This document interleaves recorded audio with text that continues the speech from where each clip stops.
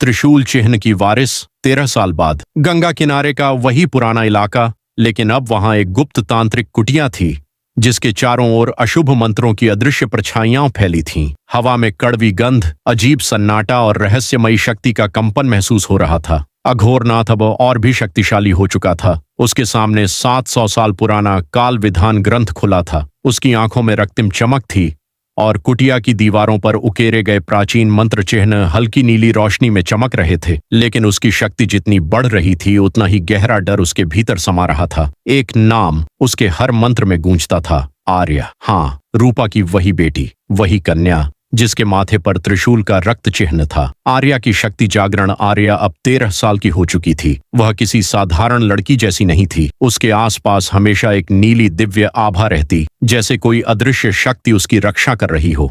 उसके स्पर्श से सूखे पौधे हरे हो जाते और जब वह क्रोधित होती तो हवा में अदृश्य लहरें उठने लगती। वह नहीं जानती थी कि वह कौन है, क्यों उसके माथे का जन्म चिन्ह कभी कभी नीली अग्नि की तरह चमकने लगता है। उसे पता नहीं था कि उसकी नसों में देवी काली की शक्ति धीरे धीरे जाग रही थी। अघोरनाथ की परछाइयां। अघोरनाथ अब एक नई गुप्त तांत्रिक सेना बना चुका था। 7 कन्याएं जो कभी जीवित थीं, अब उसकी कठपुतलियां बन चुकी थीं। उनकी आंखें पूरी तरह काली, होंठ सिल दिए गए और उनकी देह से अजीब धुएं की लहरें निकलती। इन पर उसने एक रूह भक्षण मंत्र लगाया था जिससे वे जीवित आत्माओं की शक्ति खींच सकती थीं। अघोरनाथ का एक ही लक्ष्य था, आर्या मेरी होनी चाहिए या मरनी चाहिए। उसने अपना काला कुआं भेजा जो अब उसकी छाया बन चुका था। वह हर जगह पहुंचता और आर्या की हर हरकत की खबर लाता। रक्त चिन्ह का रहस्य काल विधान के पन्नों में लिखा था। त्रिशूल चिन्ह की कन्या अग्नि, वायु, जल और मृत्यु की अधिष्ठात्री होगी।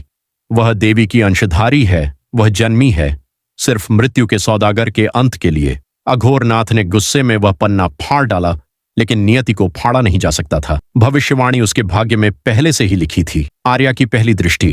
रात के तीसरे पहर आर्या ने पहली बार अजीब सपना देखा। सपना नहीं, एक चेतावनी। उसने देखा एक काली परछाई उसकी ओर बढ़ रही है। आसमान में रक्तिम चंद्रमा है और एक कौए की चीख गूंज रही है। वह घबराकर अपनी मां रूपा को पुकारती है, लेकिन आंख खुलते ही देखती है रूपा उसके पास नहीं है। आर्या को महसूस हुआ कि अघोरनाथ की छाया उसके जीवन के बहुत पास पहुंच चुकी है। महासिद्धा का आगमन। गंगा किनारे के दूसरी ओर एक गुप्त देवी पीठ था जहां महासिद्धा अनंत माया साधना करती थीं। वहीं से वह आर्या तक पहुंची और पहली बार उससे आमने सामने हुई। उनकी आंखों में चमक थी और उनकी आवाज में आदेश, आर्या तू केवल लड़की नहीं, तू त्रिशूल की वारिस है। तेरी शक्ति जागेगी, लेकिन तेरे सामने अंधकार खड़ा है।